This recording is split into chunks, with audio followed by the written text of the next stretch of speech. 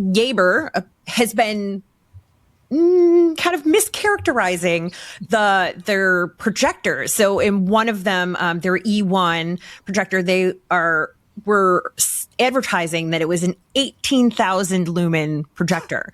But I guess once it all was measured, it was actually 140 lumens. Like, what? How were they just picking random numbers out of the sky and they were like, 18,000 sounds great, let's sell it, and hope that nobody notices?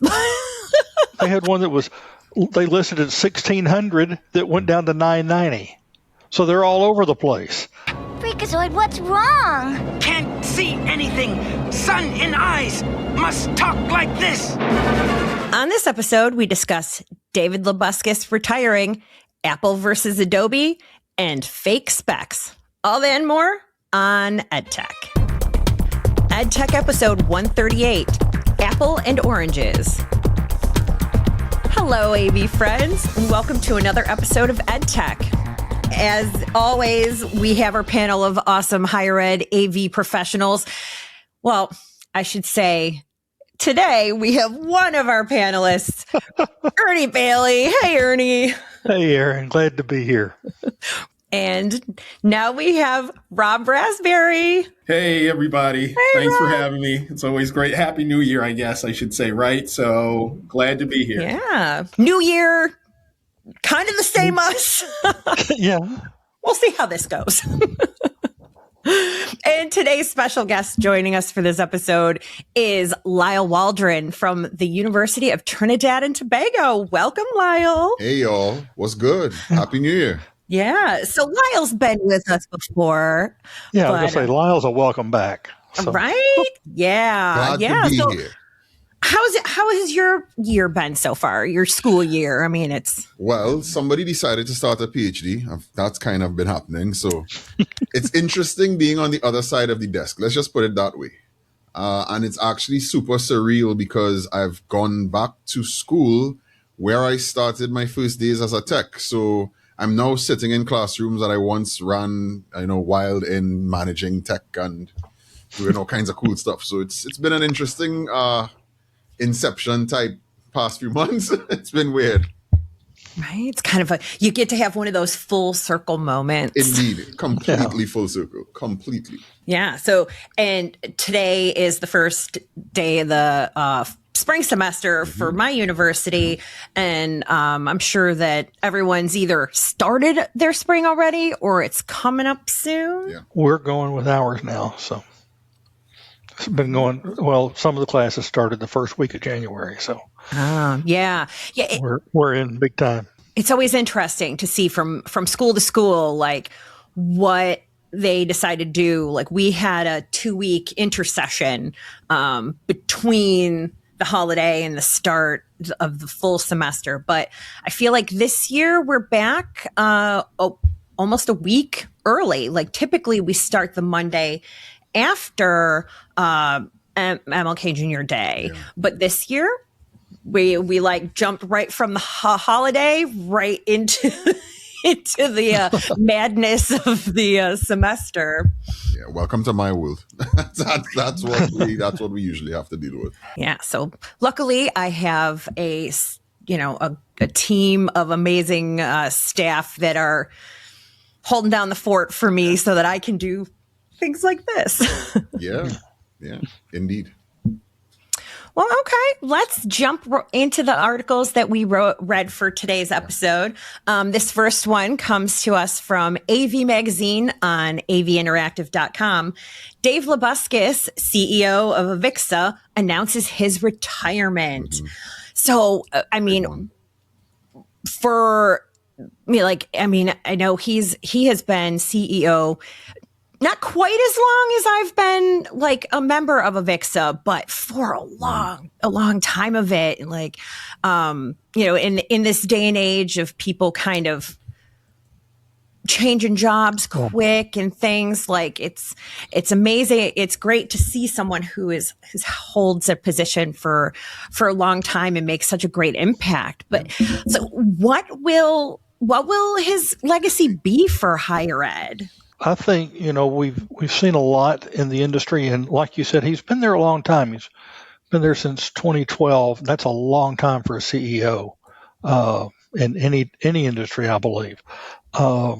And I think he's done a great job. He's provided some leadership. He's opened some new doors, kind of changed the direction of part of AVIXA, which I think allowed for HETMA. Yeah. I think, I guess the previous leadership was more on the education side and educational technology. David has opened up some new doors for the industry, and I'm really excited about what's happened there. But I'm also excited about HETMA coming around. And like I said, I don't think it would have happened in the way that it did without him leading the industry in the way that he did. So I think he's done a lot, and I think we'll see more in the education side. There's been a lot of exciting things in the within AVIXA as well, with the AMP certification, the Audiovisual Network Professionals. I think that was a great add-on to what we already had with the CTS, CTSI, and CTSD, and maybe giving us some more things that we can get into along the same line. Yeah, David is I think, going to go down as one of the most significant people at that level in the industry. I say that because I think when you meet someone like David, it's really interesting. David has to deal with like a CEO of a company, Aaron, like Sony. But at the same time, David remembers the individuals sometimes walking on the show floor. I had the privilege once of working for a boss like him on the radio station. This guy, he's a entertainer and this big personality, and is known like in the entirety of the Caribbean. But at the same time, every person he's ever met, sometimes once, like he met Aaron once at like a concert or something, and you were there with the family. And the next time he sees you, like 4 years later, he's going to be like, Aaron, how are the kids? And you're going to be like, you remember me? I think that is, for me, a very telling sign of the level of detail and thought that David perhaps stewarded over his portfolio for the years that he did, guide AVIXA. And I think that was clearly a part of him being able to see the vision, like with a HETMA and everything else. To fill those voids where voids were necessary, but to be an agent for change and for futuring. It's really hard when one has to do that. But I think looking back at it, there may be a couple of things that David is going to say, I wish I could have done this, but, who does not? But from a top tier level, I'm not too sure who we're going to find in the industry that's going to really be that upset with David. He's going to be missed. And I think his fingerprints are going to be all over AVIXA for some time to come. That's really a good thing.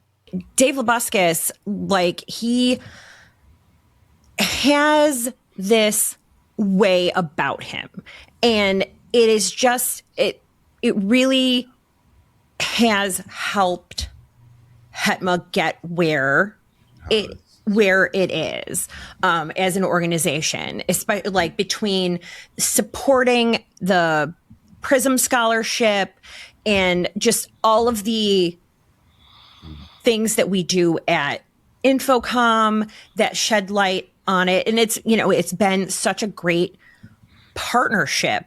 And I hope that whoever fills his very big shoes is going to be as supportive of the higher ed vertical and the efforts that HETMA, it makes.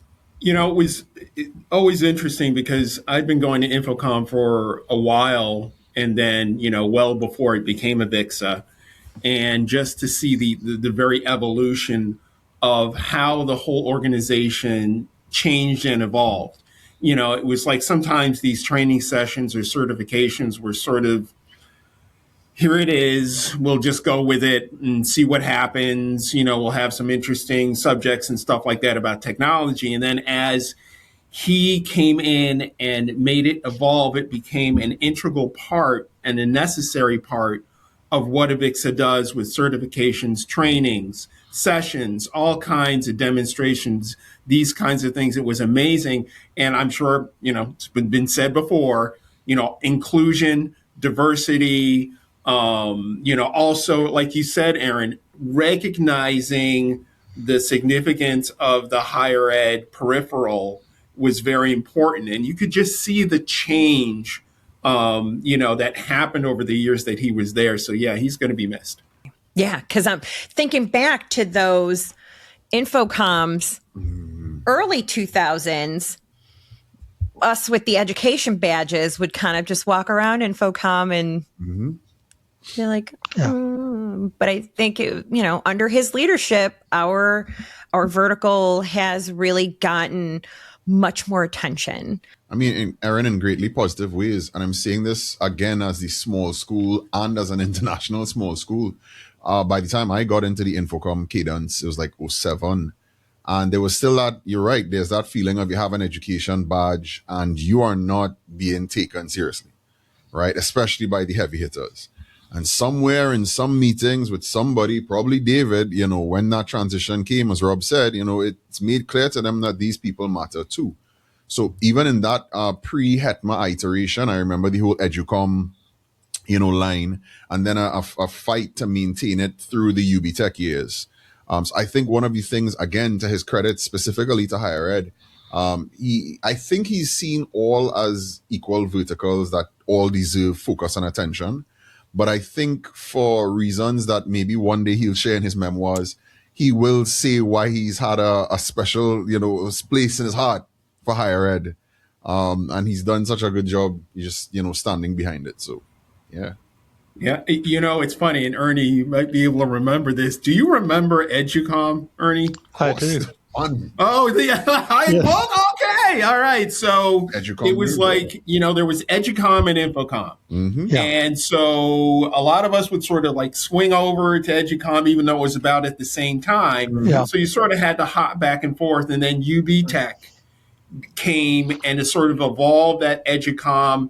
For a few years, it was very, very popular to the point where, a lot of the higher ed people will say, do I really want to get to Infocom or do I go to EDTech? Yeah. And then for some inexplicable reason, after 2012 or whatever, there was this shift. And because you noticed more relevancy, that may have contributed to sort of the fall of EDTech. And then, here we are. We're higher ed people. You're at Infocom. And then you got the partnership with HETMA and things are happening. This is great. Just another part of his legacy, I guess you could say. Yeah. Let's move on to the next piece, which can be found on TheVerge.com, written by Jess Weatherbed. Apple Creator Studio Suite is launching to take on Adobe. I mean, that is a statement and a half, but it sounds like, from what that article has said, like it's going to be an interesting to see how it all shakes out. Will Apple be able to unseat Adobe in the higher ed space with their new Creator Studio? They're going to have to do something that I'm not sure that Apple and iOS is capable of doing. They have to create, if they want to really knock Adobe and Creative Cloud and say something, a big statement, they've got to create a cross-platform. That's what they got to do. I'm sorry. Adobe does it on Apple's side. It's great for the Apple people. It's great that you're going to create something that's like Creative Cloud. You're going to compete with it. But if you really are wanting to go that extra step, you're going to go cross-platform. But you know what? They might not need to. They may just say, hey, we've got our iOS people, our Apple people. We want them to have the same kinds of things that, the Adobe side has. Maybe they don't want to go down that route. I really don't know. It's, just my thoughts. Yeah, I was thinking the same thing. It looks like a nice product, but will they put it on a Windows box? Never. And there are too many of us that are locked in on Windows. I've got one guy with an Apple. And Adobe's doing everything they can to open the door for Apple with the way they've redone some of the business side of their deal. It's driving our buyers crazy, and all of our techs, how do I keep it working and everything else. So once again, if Apple's willing to make it work, they tried some of that stuff years ago and never got anywhere with it. With some of their Office products, at the same time that Office or Microsoft was making them available for Apple products, Apple tried to go the opposite direction. Well, that never seemed to work out. Yeah. So, if they try it again, I would definitely consider it, but I'm going to have a hard time, having to buy both platforms, or both tools, because I've got some people that need to run on Windows for some of the other products they're running, and so we've got the Adobe suite, but once again, Apple's always got very good creative tools, but I'm not going to make everybody switch over and learn everything new to be able to use that one thing. So I got a few thoughts on this. While I am a core IT guy, I am also in many ways a creative. For those who don't know, I used to be a DJ a long time ago. So I still have my MacBook Pro downstairs with my M1 Max, and boy, oh boy, it's the greatest processors I've ever seen in my life, period, full stop. A lot of the times when we have this discussion about Apple, we're still coming from the bad old days of 2015 to like 2020, with those ever running hot Intel processors. Intel just could not get what they want to get done. And everybody knows about Apple Silicon and what happened. I think I'm coming from this from a totally different perspective because of all of that as my background. So they're never going to bring that suite over to Windows. That is not on the table. It's not going to happen. We should not do future prediction, Aaron, in this day and age. But I'm going to stick my head out there. Somebody go on one of those betting sites. Lisle said it'll never happen. Let's go, plus or minus whatever. But I think really the issue here is less on the Apple side, because I want to. When I read the article, because I'm a heavy reader of The Verge, that's what she thinks they're doing. It's not necessarily what I think Apple is doing. Apple, as usual, is trying to fill the gaps for their user base, and they always do. And in particular, this is them moving to a subscription model, even though you can still go perpetual. So they want some of that. The real question here is, what is the problem with Adobe now? And I think you all kind of touched on it already, which is the licensing and the keeping it running. Adobe right now in the creative community, there is a massive, massive rejection of Adobe products because of what is being seen in two ways. One, the licensing and the issue of money, and this attempt to just wring it out, just get that towel till it's dry, right? But worse, a lot of the times when Adobe has run updates in the past year and people looked at the terms of service, Adobe is actually trying very hard to get into ownership of IP of products made with Adobe. Yeah, right? Mm-hmm. So it's getting weird. So I actually think this is less about Apple and more to look at spaces like what Canva did buying Affinity last year, or was it the year before, for like $380 million. You want to get Photoshop, Illustrator, InDesign competitor. Affinity does that. It's free. Just go sign up. You don't need anything with it. People are having a semi-revolt with Microsoft right now because of the AI integrations that they're kind of forcing. But fun fact, that's a problem with Adobe as well, which is where some of those IP considerations are coming. So I pull all this back to say to you, for now, Apple's not really good at the AI stuff, sadly, right? We know what's going on there with Siri and Gemini. But I'm seeing this more as an attempt for Apple to get back into its own workflow. There was a time when I used to do a lot of video editing, and Final Cut Pro works seamlessly with Motion and works seamlessly with Compressor, and you could do like cloud rendering and all kinds of cool server farm stuff. I think they're trying to get back to that because Adobe has lost their center. So if you add the iOS user base with the iPhones that are extremely, extremely powerful right now. And the kinds of video quality you could get from an iPhone Pro Max is just insane, like raw footage and everything else. This is kind of a merging of those two realms. So you're looking at like a billion user customer base that now can say, you know what, Adobe, no thank you. So I think the issue really is more on the Adobe rejection more than it's an Apple expansion. Yeah, because I think that you were onto something where this is more for the creatives. Mm-hmm. This isn't like to take the regular Windows users and try to bring them over. It's just trying to make a better product and a better financial kind of opportunity set up for those creatives who are already kind of Mac users, or those that are on the fringe that are kind of like, maybe, and that'll push them over. So, Aaron, let me carry you back to before my beard had grease in it. There was a time when if you were going to edit video as a serious day-to-day job, there was no question you were going to get yourself a Mac, right? Like a G4 Tower or like a G5, the trash G5 can kind of push up. Yes, even before the trash cans, right? The big monstrosities. I had one of those back in the days. I was the coolest kid on the block.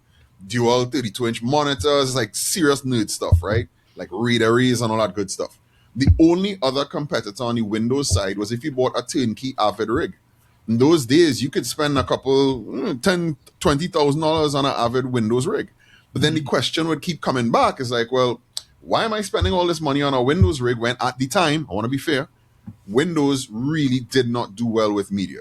And that was because of the core OS and how it dealt with things like files, file names, paths, renaming, like really weedsy stuff I'm not going to get into. So at the time, the only show in town really was Final Cut Pro. When I was editing on Final Cut Pro 1, it was unimaginable.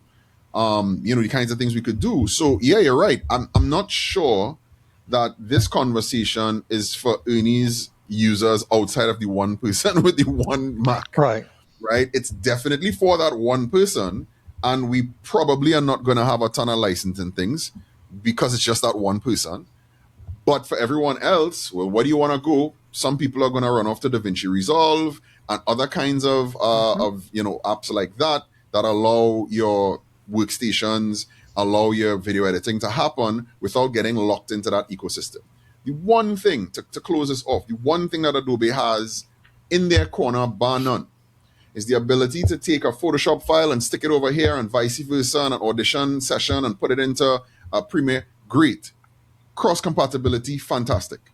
Should I need to pay excessive amounts of money every month now, or a huge sum of money for, in theory, a perpetual license that they are going to depreciate to get access to that cross-pollination? When there are central file systems that could do that for you, PNGs with, transparency and blah, blah, blah. So that is where the real $1 million question, I think, is. I don't think the article was wrong. I understand the thought, but the idea that Apple is trying to expand there, right now, Apple has one thing they're trying to figure out: artificial intelligence. They are not trying to get themselves caught in that software trap at all. Right. Well, and it probably goes back to also who their audience is. Mm-hmm. It's the creatives, and the creatives are not happy with AI at all. No. So I think that, it's kind of a smart move on their part to kind of focus on that. And then, it's all of the AI tools that are built into the art softwares is for the casual user who just wants to create some cool looking stuff. And then the creatives get not happy. And trust me, Aaron, it's been super shady on the Adobe side. People not able to cancel subscription just running in the background while it's some real low level, low hanging kind of scammy. What are we doing, Adobe? So really the issue is less on what Apple's trying to proliferate and more just everybody right now is what can I use not name Adobe? How far can I run from this? Right? It's where it's at. Yeah, it's going to make them some money. Just stay within your core and do it. They'll be happy with that. Yeah. Totally agree. There is an interesting murmur, just as a final footnote, on Apple's choice of a subscription plan as well. But I think until we have a tectonic shift in terms of the current business model of operation, that was to be seen. It made sense. They are going, everybody's going subscription at this point. Oh, yeah. From a PlayStation to a PC, it's just everywhere in between. Microsoft is probably going to go Windows subscription, or at least try to do it again at some point. So, yeah, it is a model that people are becoming more and more comfortable with, or just, I guess, resolved to deal with. Yeah, yep, they accepted it. Of all things. There you go. The Netflixification of all things. So, well, all right. This article is on AVNation.tv. Epson settles projector brightness lawsuit. So if you're not up to speed on this one, so the Yaber, I'm assuming I'm pronouncing that correctly, has been kind of mischaracterizing their projectors. So in one of them, their E1 projector, they were advertising that it was an 18,000 lumen projector.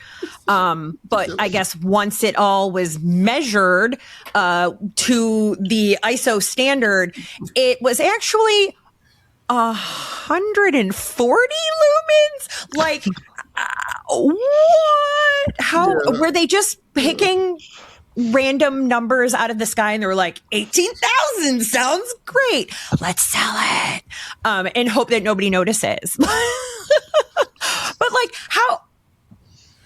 But what do I know? Like, I don't go out there with a meter and check all of my projectors to make sure that it is as advertised. Like, how much do we trust and believe in, like, any of the specs that we're given? Well, not anymore. That's for sure. They said their other one, they had one that was, they listed at 1,600 that went down to 990. So they're all over the place. Yeah. And Aaron, we do go in with meters when we're looking at new projectors. And I will say, we have a lot of Epson projectors. We have a lot of Sharp NEC. And they ring true. Okay. The name brands, if you go to Yaber's site, I've got to say, they call themselves a home theater. They look like little toys.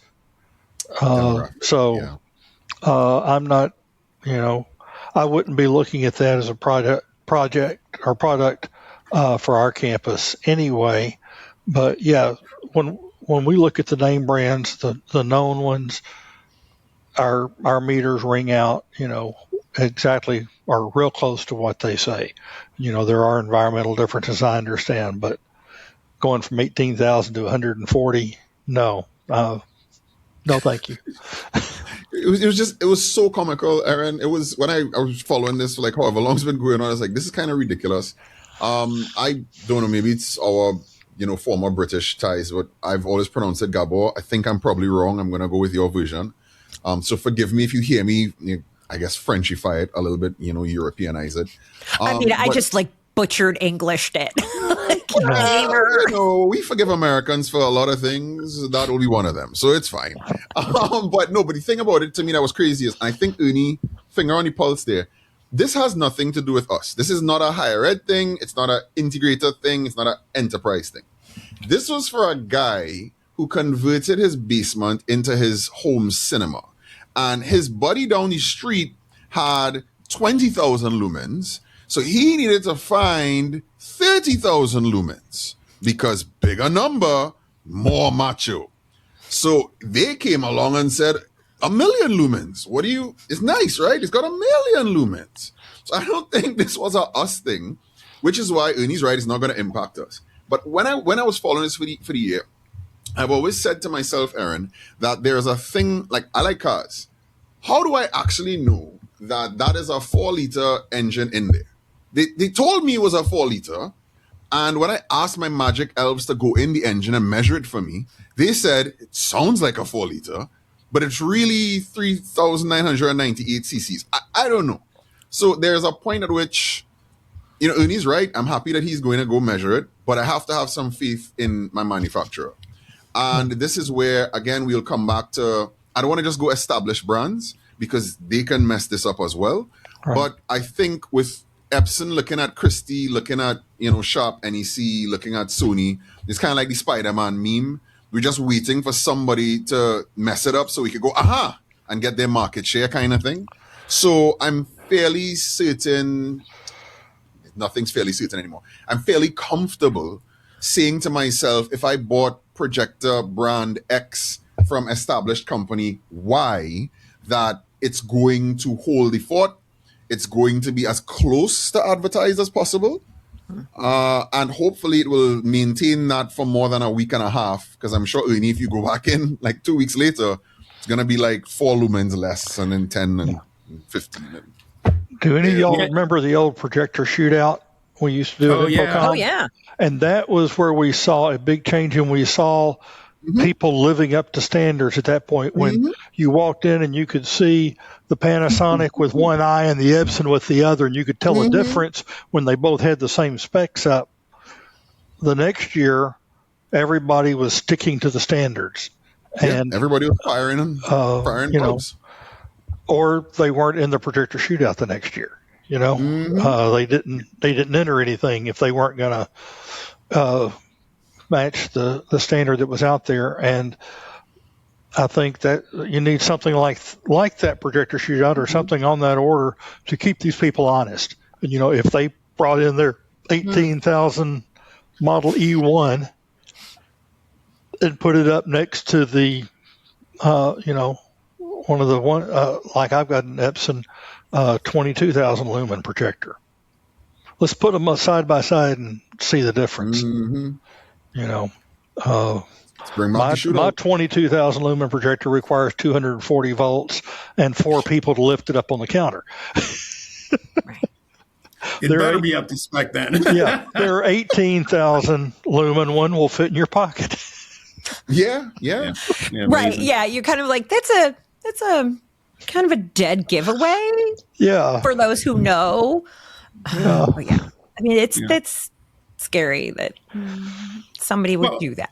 Yeah, so and there's a bigger issue here. It's accountability. Yeah. Okay, you trust those manufacturers, and they also know that they're bidding for setups that are so much more astronomically profitable. For them. So if something goes wrong, you're going to hold them to the fire. Institutions, corporations have legal teams that will come after you. When it comes to home theater, that's not going to be as much of an issue. They're going to look at, I'm saving X amount of dollars, but I've got this big lumens projector and da-da-da-da-da. And they're not going to go in and specifically check the specs, check the warranty, check all that stuff. They just want to know it works. And what's going to be messed up about this is Epson put them to the fire, but this other company, if their projectors just work decently, they're going to good enough. They're going to forget about this. They'll be like, it's a little, so it doesn't have that much lumens. It looks great in my home. That's all I care about. And in a home theater, you generally set it up dark anyway, right? With a bright white screen. Light. No ambient light, a good reflective surface.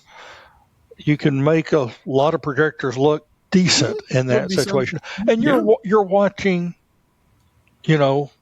second run movies, probably anyway at the most, or playing video games. And it's a good picture, but if you're going to put on there that it's got so many lumens on it, it needs to be set to the standard. You can say it's super bright. Don't say it's 18,000 lumens. 100%. No, 100%. I think, though, Rob now touches the other thing that is critical. Again, not looking at us, which is the good enough for everyone else. Listen, Yaber, they're a named company. You can go on Amazon right now and buy 1 million unbranded projectors. There are a ton of them. They hold to no standards. And I mean, I'm living in a country where we don't have a strong exchange rate. I've walked into enough spaces and seen unbranded projectors, right? Home spaces, over somebody's pool outside, because the calculation they made, Rob, is, look, I could buy one of these for $50, for $150. And if I get 3 years out of it, it dies, I spend another $150. The problem that Epson has here is they play in the entire vertical from budget projectors all the way up to high end, like a Christie's high end, right? They don't go down there. And then they play in the horizontal of this idea, which is from home to business. So this has direct impact on them. And I guess unlike all those unnamed projectors that are just, unbranded projectors on Amazon, this was somebody they could target and point. But I guarantee you, because this has been a thing for other electronics, if they try to get, company X on Amazon tomorrow, they're just going to change the name to, XYZ.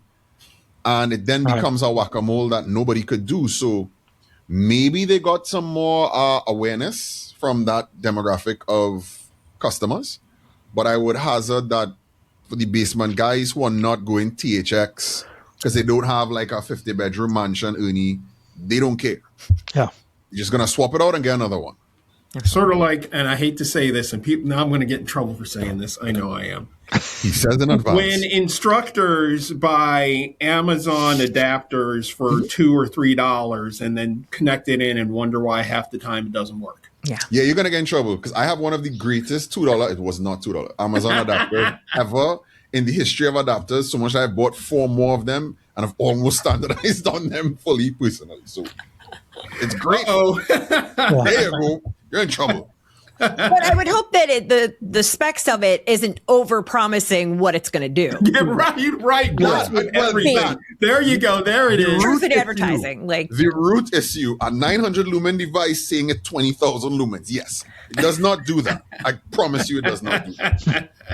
Well, gents, this has been another fantastic episode. Thank you so much for joining me in this fantastic, wonderful conversation. So after this episode airs, Lisle, how can anybody reach out to you? Yeah, so I've been doing this thing of late that scares people because I'm going totally old school. People can call me. Yeah, not LinkedIn. I don't want to do LinkedIn. LinkedIn is where I have to pretend everything is great so that my boss doesn't see. I want people to call or message me. iMessage, WhatsApp, phone call is fine. iMessage calls are fine. You can get me at 868-683-2442, which just also happens to stand for Big C, for those who remember numbers and letters back in the days on phones. So yeah, just like message me directly, or you can shoot me an email at my UTT account, lyle.waldron@utt.edu.tt. But a phone call's cool. I mean, how are we going to beat that one? Yeah. Nah, call me. I'm out there. But yeah, so Ernie and Rob, how about yourselves? You can hit me on LinkedIn still, at least for right now. Yeah. Well, I do want my boss to see me in the best light, so I'm on LinkedIn, so I'll just behave myself. That's That's been. And as for me, you can find me on LinkedIn, on the HETMA community, and each month here on AVNation's EdTech podcast that can be found on YouTube or wherever you listen to your favorite podcasts. You can also find other AVNation podcasts like AV Week and Women in AV, and more on there. So see you next time. The network for the AV industry. What are you listening to? This This is AV. This is AVNation. This is AVNation. Hello, this is Steve Greenblatt, host of AVNation's A State of Control podcast. Each month, Rich Fregosa and I explore trending topics related to control, programming, and automation in the audiovisual industry. We speak with a variety of AV professionals who share their perspectives, knowledge, and experiences. Please join us for this monthly conversation. Check out A State of Control on avnation.tv or wherever you get your podcasts.